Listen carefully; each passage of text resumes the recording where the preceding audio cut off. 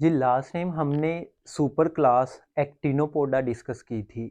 अब हमारे पास नेक्स्ट जो फाइलम है वो है फाइलम एपिकम्प्लेक्सा। ये एक इम्पोर्टेंट फाइलम है इस सेंस में कि इसके कुछ जीनस के मेंबर्स ऐसे हैं जो ह्यूमन के भी पैरासाइट हैं और ह्यूमन के अंदर डिजीज काज करते हैं। तो हम इस फाइलम को डिस्कस करने लगे हैं, फाइलम एपिकम्प्लेक्सा को। इस फाइलम का जो नाम है ये बेसिकली तीन अल्फाज का मजमू है। एपी का मतलब होता है एंटीरियर या अपर। एपी से मुराद यहां पर एंटीरियर। कोम, ये कंबाइंड से लफ्ज निकला है, इसका मतलब है टुगेदर या विद।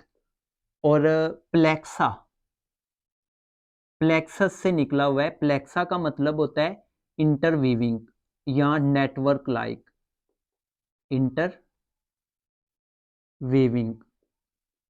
इसका जो ओवरऑल हम लिटरल मीनिंग देखेंगे तो वो इसका लिटरल मीनिंग होगा ये ऐसे ऑर्गेनिजम्स हैं या ऐसा ग्रुप है ऑर्गेनिजम्स का जिनके पास एंटीरियर साइड पे कोई ना कोई इंटरवीविंग स्ट्रक्चर मौजूद होता है, पेनिट्रेटिंग स्ट्रक्चर मौजूद होता है, और उस स्ट्रक्चर का नाम है एपी कॉम्प्लेक्स। इसी वजह से इस फाइलम को ये नाम दिया गया है एपी कॉम्प्लेक्सा।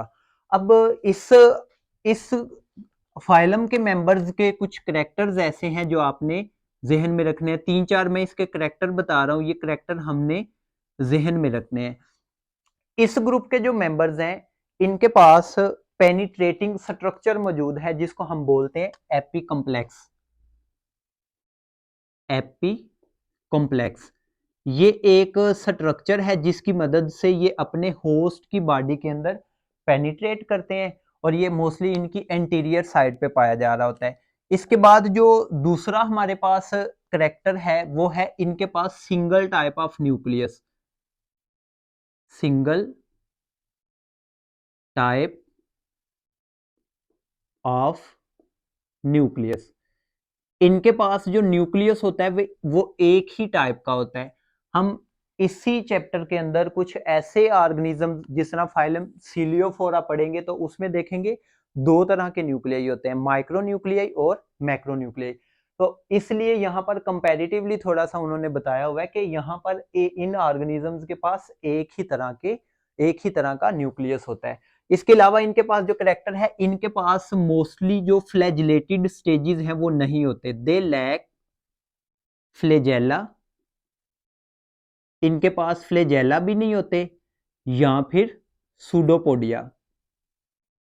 सूडोपोडिया, इनके पास सूडोपोडिया और फ्लेजेला मौजूद नहीं होते।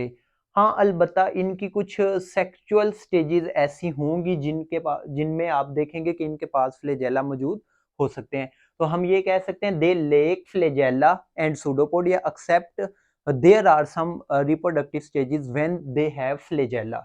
इसके अलावा इनका जो करेक्टर है वो हम देखेंगे कि ये मोस्टली पैरासिटिक होते हैं।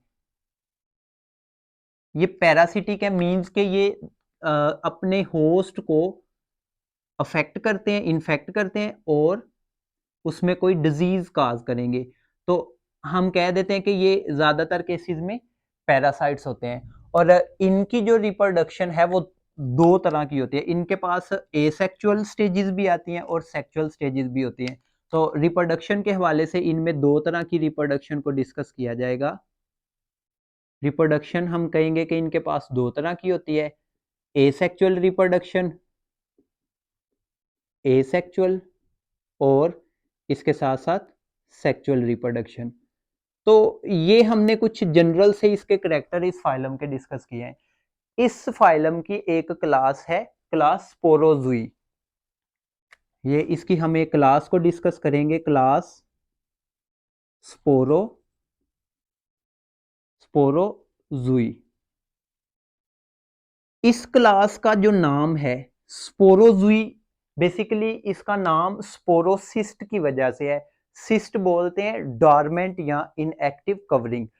इन इस क्लास के जो मेंबर्स हैं इनमें जब इनकी ट्रांसमिशन होती है तो एक सिस्ट बनती है, एक स्पोर या इनएक्टिव डॉर्मेंट स्ट्रक्चर बनता है। उसी वजह से इस क्लास को ये नाम दिया गया स्पोरोजुई। तो क्लास स्पोरोजुई का जो मेंबर्स हैं इनके पास एक स्ट्रक्चर बनता है जिसको हम बोलते हैं स्पोरोसिस्ट। सिस्ट का लफ्ज जो है ये डॉर्मेंट और इनएक्टिव स्ट्रक्चर के लिए इस्तेमाल किया जाता है। तो हम ये कहते हैं कि इनमें जो इन्फेक्टिव स्टेज है जिसकी वजह से ये किसी दूसरे ऑर्गेनिज्म में इन्फेक्शन काज करते हैं वो स्पोरोसिस्ट बनता है इनके पास। तो इनएक्टिव स्ट्रक्चर मौजूद है। इनएक्टिव स्पोरोसिस मोस्टली इनएक्टिव या डॉर्मेंट स्ट्रक्चर होती है। तो इस क्लास के जो मेंबर्स हैं स्पोरोजुई ये पैरासिटिक हैं। ह्यूमन के भी पैरासाइट्स पाए जाते हैं इस क्लास के अंदर और कुछ दूसरे मैमल्स के भी पैरासाइट्स पाए जाते हैं। तो इस क्लास के मेंबर्स की प्रॉपर्टी ये है कि ये ज्यादातर केसेस में पैरासिटिक होते हैं। These are parasites of human, इंसानों के ऊपर भी ये पैरासाइट के तौर पे एक्ट करते हैं, एंड अदर मैमल्स, और जो दूसरे मैमल्स हैं उनके ऊपर भी ये पैरासाइट के तौर पे एक्ट करते हैं। तो हम इनकी एग्जांपल में दो ऐसे पैरासाइट्स को डिस्कस करेंगे जो कि जो ह्यूमन और पोल्ट्री चिकन के अंदर डिजीज काज करते हैं, जिसमें मलेरिया जो कि जीनस प्लाज्मोडियम से बिलोंग करते हैं। जीनस इसका है प्लाज्मोडियम और ये डिजीज काज करते हैं मलेरिया। इसी के साथ साथ कोक्सीडियंस, ये दो मैंने ऐसे मेंबर्स आपके सामने इस क्लास स्पोरोजुई के दिखाए हैं जो कि पैरासिटिक हैं और ये ह्यूमन और इसके अलावा दूसरे मैमल्स और एनिमल्स के अंदर डिजीज काज करते हैं। तो इनके मुतालिक हम ज्यादा डिटेल से पढ़ते हैं, लेकिन उससे पहले हमें इनका जनरल लाइफ साइकिल डिस्कस करना होगा। जो क्लास स्पोरोजुई के मेंबर हैं इनका लाइफ साइकिल जो है ये 3 स्टेजेस पर मुश्तमिल होता है और ऑलमोस्ट जितने भी मेंबर्स इस क्लास के अंदर या इस फाइलम के अंदर पाए जाते हैं उनका लाइफ साइकिल किसी हद तक मिलता जुलता होता है। हम इसीलिए पहले एक जनरल सा लाइफ साइकिल डिस्कस करेंगे, उसके बाद हम मलेरिया डिजीज काज करने वाले पैरासाइट प्लाज्मोडियम का लाइफ साइकिल देखेंगे। थोड़ी बहुत स्पेशलाइज्ड चेंजेस जरूर हो सकती हैं, लेकिन कुछ जनरल स्टेजेस पाई जाती हैं सारे के सारे मेंबर्स के लाइफ साइकिल के अंदर। तो इनमें प्लाज्मोडियम और कोक्सीडियंस ये दोनों डिजीज काज करते हैं। प्लाज्मोडियम जो डिजीज काज करता है इसको बोलते हैं मलेरिया डिजीज काज करते हैं, और कोक्सीडियन जो डिजीज काज करते हैं इसको बोलते हैं कोक्सीडियोसिस। तो ये जो मलेरिया और कोक्सीडियोसिस है ये इसी क्लास के मेंबर्स की वजह से होने वाली डिजीज है। हम पहले डिस्कस करेंगे मलेरिया को। मलेरिया जो है ये स्प्रेड होती है एक वेक्टर की मदद से जिसका नाम है मॉस्किटो, और खासकर फीमेल मॉस्किटो जो है उसकी वजह से ये डिजीज स्प्रेड होती है। और इसी वजह से हम बोलते हैं ये एक तो वेक्टर है और इसके साथ साथ ये इंटरमीडिएट होस्ट भी है मलेरिया का।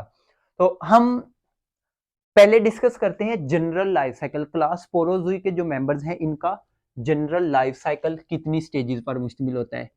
तो हम यहाँ पर 3 स्टेजेस को मेजर डिस्कस करेंगे। Stages for the life cycle of members of class Sporozoa. 3 stages कौन सी हैं? इन 3 स्टेजेस में जो पहली स्टेज है इसको हम बोलते हैं शाइजोगोनी। शिजोगोनी भी पढ़ा जाता है, शाइजोगोनी। इसके बाद दूसरी स्टेज जो हमने पढ़नी है वो है गेमीटोगोनी,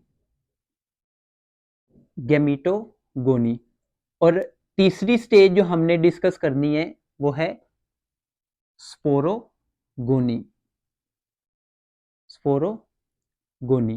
तो ये 3 स्टेजेस, मेजर 3 स्टेजेस हमने इनके लाइफ साइकिल के अंदर डिस्कस करनी है। और इसके बाद जब हम मलेरिया और प्लाज्मोडियम का लाइफ साइकिल देखेंगे, मलेरिया डिजीज काज करने वाले पैरासाइट का, तो उसके अंदर भी हम यही तीनों स्टेजेस थोड़ी सी डिटेल से डिस्कस करेंगे।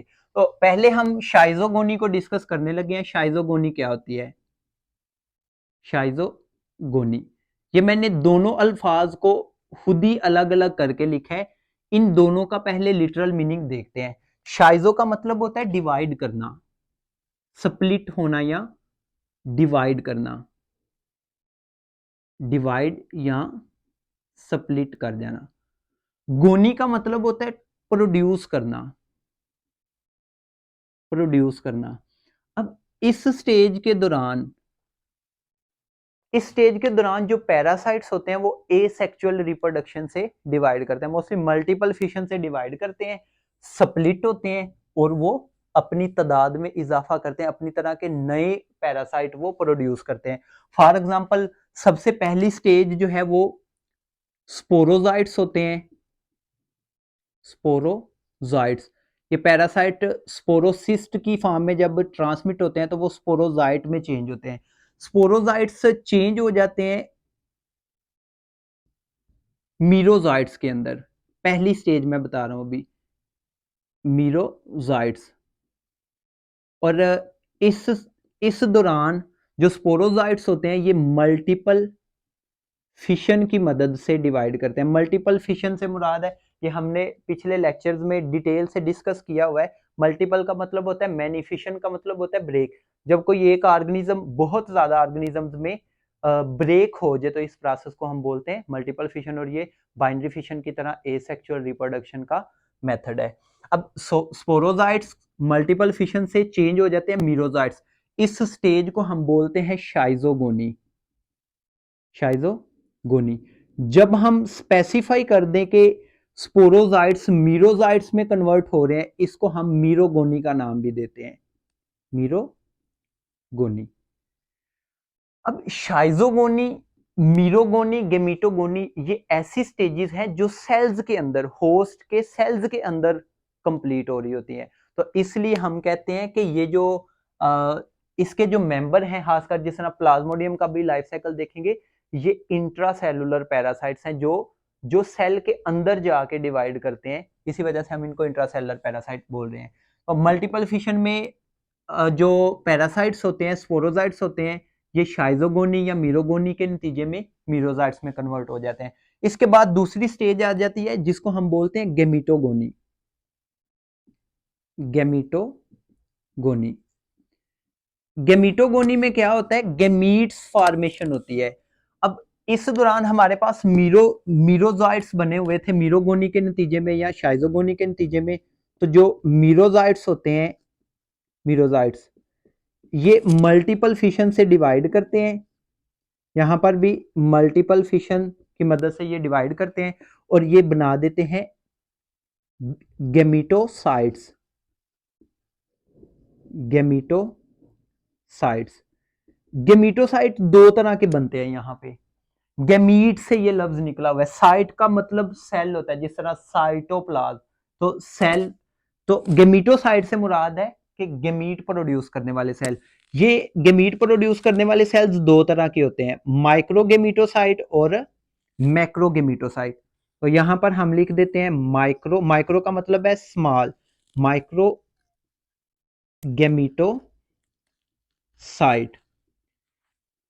ऐसे सेल्स जो मेल गेमीट प्रोड्यूस करते हैं जिनको हम माइक्रो गेमीट भी बोलते हैं, मेल गेमीट।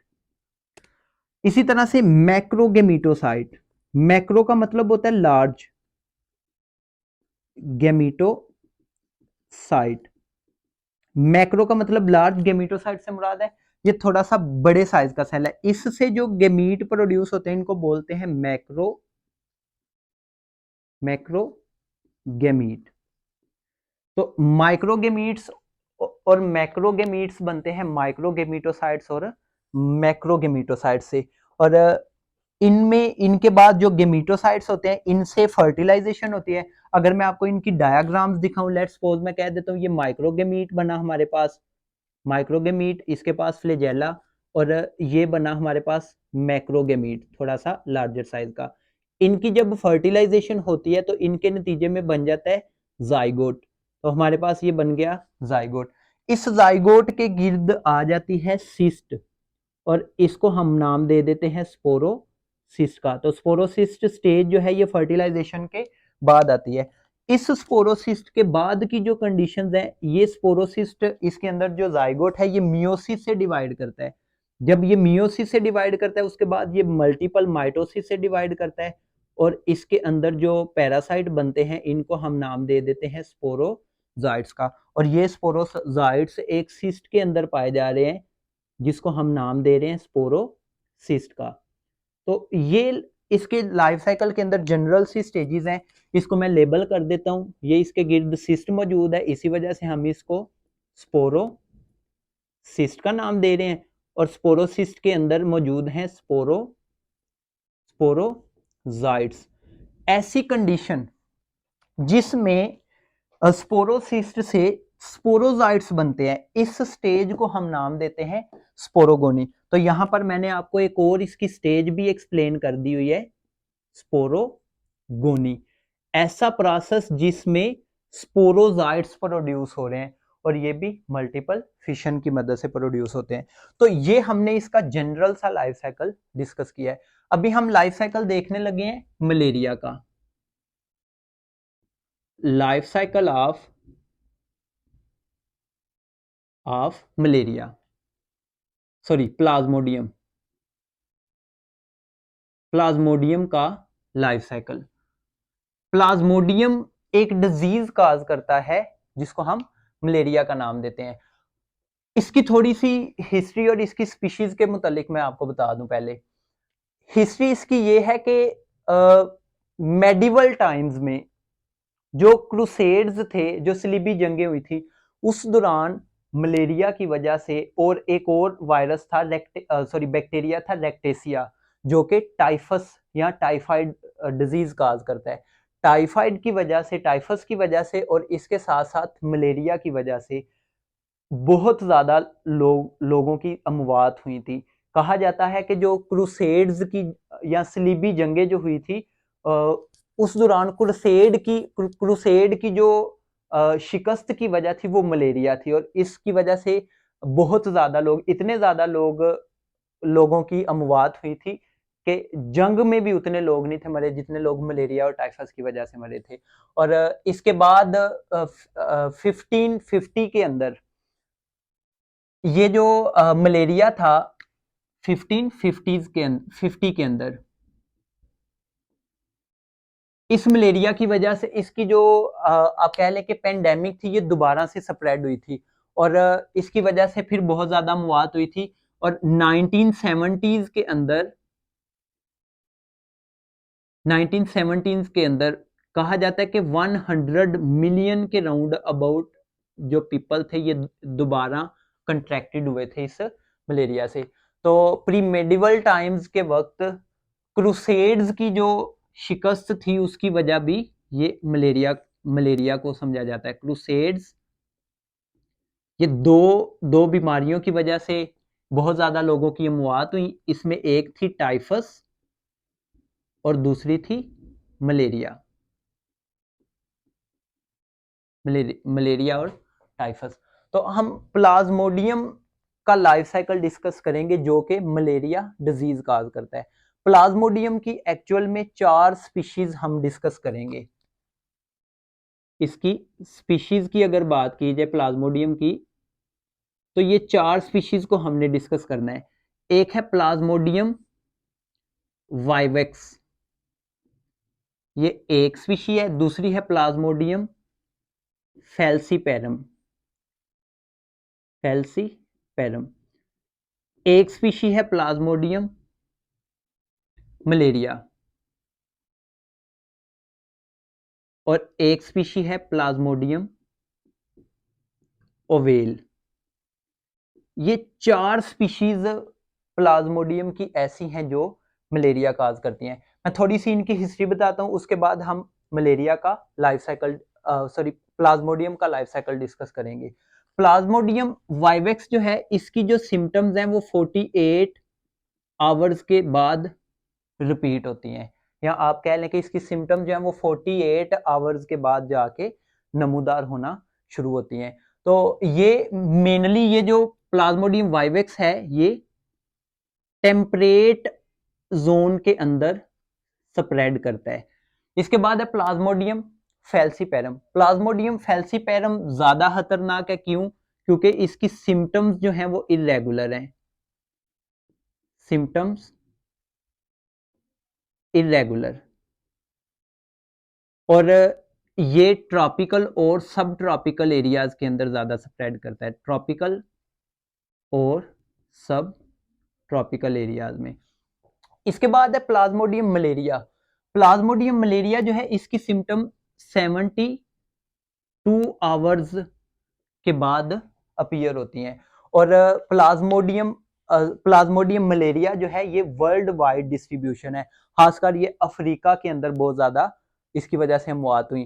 तो इसकी अगर डिस्ट्रीब्यूशन की बात की जाए, ये वर्ल्ड वाइड इन डिस्ट्रीब्यूशन है,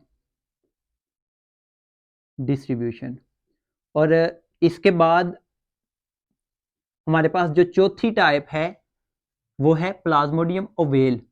ये रेयर स्पीशी है जो बहुत रेयर इन्फेक्शन काज करती है।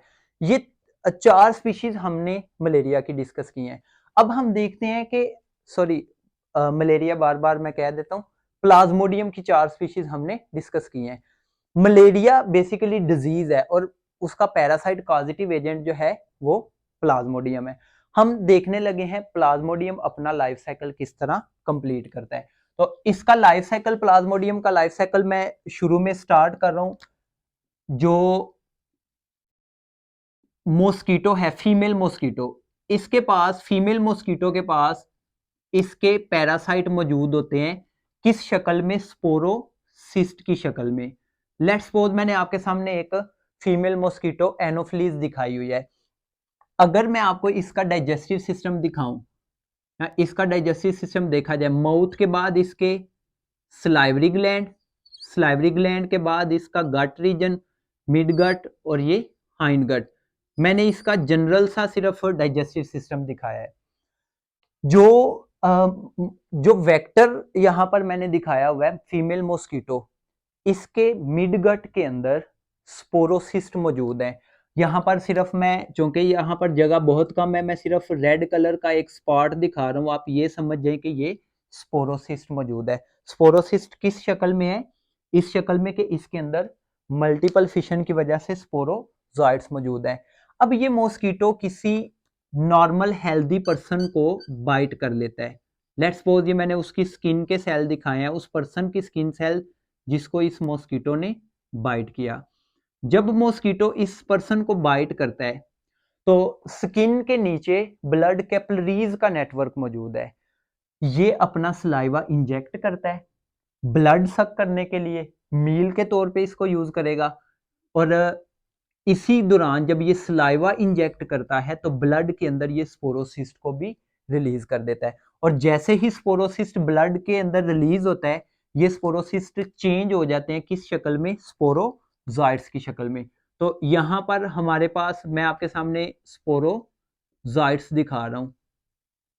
ये स्पोरोजॉइट्स इस वक्त किस जगह पर मौजूद हैं? ये मौजूद है ब्लड के अंदर।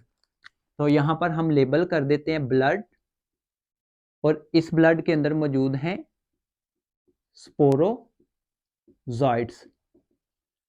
अब स्पोरोजॉइट्स का बनना, स्पोरोसिस्ट के अंदर स्पोरोजॉइट्स का बनना कहलाता है स्पोरोगोनी।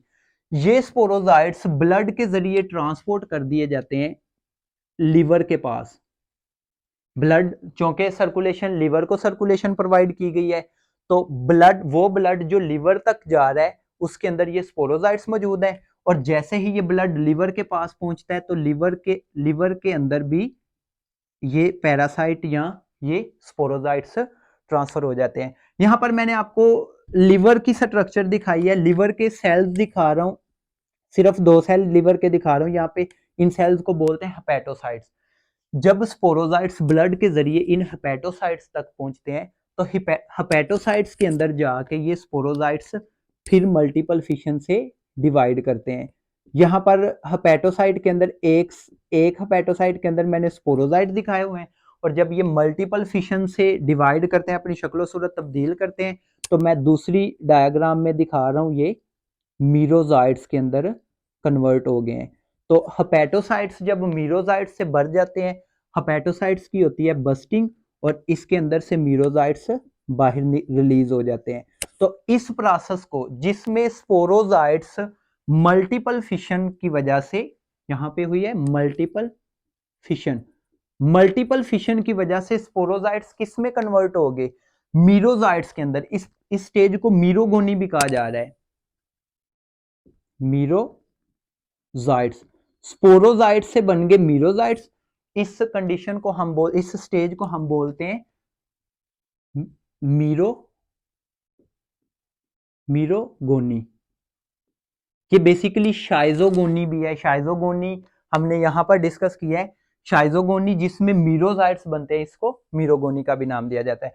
अब मैंने यहां पर बात की थी कि ये इंट्रासेलुलर पैरासाइट्स हैं, तो देखें स्पोरोजाइट्स हेपेटोसाइट के अंदर आके मल्टीपल फिशन से डिवाइड कर रहे हैं, फिर ये मीरोजाइट्स के अंदर कन्वर्ट हो रहे हैं। ये मीरोजाइट्स भी क्या है, ये इंट्रासेलुलर पैरासाइट है। ये ब्लड के लिवर से जो ब्लड निकल रहा है, इस ब्लड के अंदर आरबीसीज में एंटर होते हैं। यहां पर मैं आपको चंद एक रेड ब्लड सेल दिखा रहा हूं। लेट्स सपोज मैं 4 रेड ब्लड सेल दिखा रहा हूं यहां पे, ये मैंने आरबीसीज दिखाए हैं। अगर आरबीसी का ओवरऑल स्ट्रक्चर देखें, इन आरबीसीज के अंदर, इन रेड ब्लड सेल्स के अंदर ये मीरोजाइट्स मौजूद हैं। अब यहां पर दो पॉसिबिलिटीज हैं। एक तो जो मीरोजाइट्स यहां पर मौजूद हैं, ये रेप्लिकेट करते रहते हैं इसी तरह, इन सेल्स के अंदर रेप्लिकेट करते हैं, और जब ये सेल्स के अंदर रेप्लिकेट करते जाते हैं तो रेड ब्लड सेल में ये बहुत ज़्यादा तादाद में बढ़ जाते हैं। इस वजह से रेड ब्लड सेल्स की बस्टिंग हो जाती है। और दूसरी पॉसिबिलिटी ये है कि रेड ब्लड सेल के अंदर कुछ, सारे के सारे मीरोजाइट्स नहीं, कुछ मीरोजाइट्स रेड ब्लड सेल्स के अंदर चेंज हो जाते हैं। किस शक्ल में चेंज होते हैं, ये चेंज हो जाते हैं माइक्रोगेमिटोसाइट में और मैक्रोगेमिटोसाइट के अंदर। ये एक साइकिल यहां पर इस तरह से दिखाया होता है, जिसमें रेड ब्लड सेल के अंदर मीरोजाइट्स डिवाइड कर रहे हैं मल्टीपल फिशन से और रेड ब्लड सेल्स की बस्टिंग हो रही है। इसके साथ साथ देखें, यहां पर मैं कुछ रेड ब्लड सेल में दिखा रहा हूं, ये जो मीरोजाइट्स हैं ये चेंज हो जाते हैं माइक्रोगेमिटोसाइट में और मैक्रोगेमिटोसाइट में। तो यहां पर मैं 2 गेमिटोसाइट दिखा रहा हूं, ये मैक्रोगेमिटोसाइट थोड़ा सा साइज में बड़े हैं और ये माइक्रोगेमिटोसाइट थोड़े से साइज में छोटे हैं। हम इनको लेबल कर देते हैं मैक्रोगेमिटोसाइट, मैक्रोगेमिटोसाइट, और इसके साथ माइक्रोगेमिटोसाइट। अब माइक्रोगेमिटोसाइट जो है ये बना देते हैं माइक्रोगेमीट। तो इससे जो नया स्ट्रक्चर बन रहा है, ये सिंपली ये डिफरेंशिएट हो जाते हैं और इनसे बन जाते हैं माइक्रोगेमीट। माइक्रोगेमीट फ्लैजिलेटेड है और हमने बात किया है कि सवाए कुछ रिप्रोडक्टिव स्टेजेस के इनके पास फ्लैजेला मौजूद नहीं होते। इसी तरह से जो हमारे पास मैक्रोगेमिटोसाइट है, इससे बन जाता है मैक्रोगेमीट। इसको मैं सिंपल इसी तरह से दिखा रहा हूं, ये मैक्रोगेमीट है। अब क्या होता है, अब जब ये ब्लड के अंदर माइक्रोगेमीट और मैक्रोगेमीट मौजूद होते हैं तो मॉस्किटो आता है और ये इस, लेट्स सपोज यहां पर इस पर्सन को दोबारा से बाइट कर रहा है। जिस पर्सन के ब्लड के अंदर ये माइक्रोगेमीट और मैक्रोगेमीट्स मौजूद हैं, इसको ये मॉस्किटो आ रहा है और दोबारा से बाइट कर रहा है। अब जब मॉस्किटो इसको आके दोबारा से बाइट करेगा तो इससे दोबारा क्या होगा कि ये जो जो माइक्रोगेमीट है और मैक्रोगेमीट है, ये इस मॉस्किटो की बॉडी के अंदर ट्रांसफर हो जाते हैं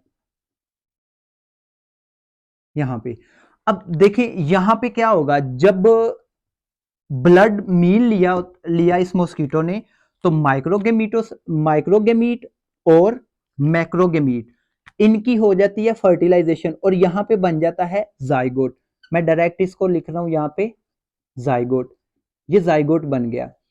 अब ये जाइगोट जो है ये मिड गट के अंदर जाके पेनिट्रेट करता है और गट के अंदर जब पेनिट्रेट करता है, इससे नेक्स्ट स्टेज में सिर्फ जाइगोट ही दिखा रहा हूं। ये जाइगोट जो बना था माइक्रोगेमीट और मैक्रोगेमीट की फ्यूजन की वजह से, इसके गिर्द बनती है एक सिस्ट या कवरिंग, जिसको हम बोल देते हैं स्पोरोसिस्ट। तो ये बन गई हमारे पास स्पोरोसिस्ट। अब ये स्पोरोसिस्ट जो है, इसके अंदर जो जाइगोट है ये मियोसिस से डिवाइड करता है। जब ये मियोसिस से डिवाइड करेगा तो ये बहुत ज्यादा, मियोसिस से डिवाइड करने के बाद ये माइटोसिस से डिवाइड करता है और बहुत ज्यादा ये स्पोरोजाइट्स बना देता है। ये मैं यहाँ पर थोड़ी सी डायग्राम जगह कम होने की वजह से यहाँ पर ड्रा कर रहा हूँ। ये जाइगोट जो था ये पहले मियोसिस से डिवाइड करता है, इसके बाद मियोसिस से डिवाइड करने के बाद ये मल्टीपल फिशन से डिवाइड करता है और यहाँ पे दोबारा से बन जाते हैं स्पोरोजाइट्स। और जब ये मॉस्किटो दोबारा किसी हेल्दी पर्सन को इन्फेक्ट करेगा, बाइट करेगा, तो ये स्पोरोसिस्ट की शक्ल में स्पोरोजाइट्स उसकी बॉडी के अंदर या ब्लड के अंदर रिलीज कर देगा।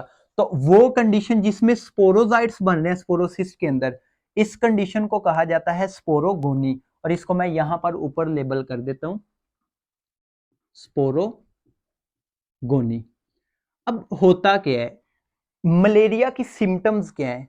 मलेरिया जिस पर्सन को होता है ना, उस पर्सन को फीवर हो जाता है, बुखार। अगर मैं यहां पर इसकी सिम्टम्स लिखूं, एक तो उस पर्सन को फीवर हो जाता है और इसके साथ साथ उसको चिल से मुराद है उसको सर्दी महसूस होती है।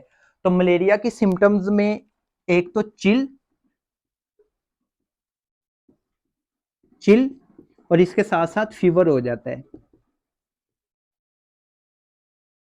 फीवर। इन इन सिम्टम्स को हम एक नाम भी देते हैं, प्रोक्सिम्स प्रोक्सिम्स प्रोक्सिम्स। अब ये फीवर और चिल क्यों होता है? देखिए बच्चों, जब रेड ब्लड सेल की बस्टिंग होती है, जब हेपेटोसाइट्स लिवर के सेल्स की बस्टिंग होती है, तो ये जो पैरासाइट इन सेल्स के अंदर मौजूद होते हैं, ये कुछ केमिकल्स रिलीज करते हैं, टॉक्सिक केमिकल्स। और इन टॉक्सिक केमिकल्स की वजह से चिल और फीवर, आपने कभी फर्स्ट सेकंड ईयर की बुक में पढ़ा होगा कि जब कोई पैरासाइट इन्फेक्ट करता है तो वो कुछ केमिकल रिलीज करते हैं जिनको पायरोजिन्स भी कहा हुआ है, और वो पायरोजिन्स हाइपोथैलेमस का सेट पॉइंट जाके चेंज कर देते हैं, जिसकी वजह से फीवर हो जाता है। तो यहाँ पर भी फीवर और चिल वगैरह जो है ये टॉक्सिक केमिकल्स की वजह से होते हैं, जो कि रिलीज होते हैं कब? जब रेड ब्लड सेल की बस्टिंग होती है या इसके साथ साथ हेपेटोसाइट्स की बस्टिंग होती है। तो इस लेक्चर के अंदर हमने एक तो जनरल लाइफ साइकिल डिस्कस किया है क्लास स्पोरोजुई के मेंबर्स का, और उसके साथ हमने प्लाज्मोडियम का लाइफ साइकिल भी डिस्कस किया है। ये बड़ा सिंपल सा लाइफ साइकिल ड्रा किया गया है। ये लाइफ साइकिल बहुत ज्यादा कॉम्प्लेक्स है, कॉम्प्लिकेटेड है, जो बड़ी क्लासेस में हम डिस्कस करते हैं। नेक्स्ट लेक्चर के अंदर हम दूसरे पैरासाइट को डिस्कस करेंगे जो कोक्सीडियोसिस डिजीज काज करते हैं। बस करो ना, बंद करो फोन। लो ऐ सही बनया जी अज। 33 मिनट इंज दा मौसम होए ना, इना गर्म नहीं होया। देखो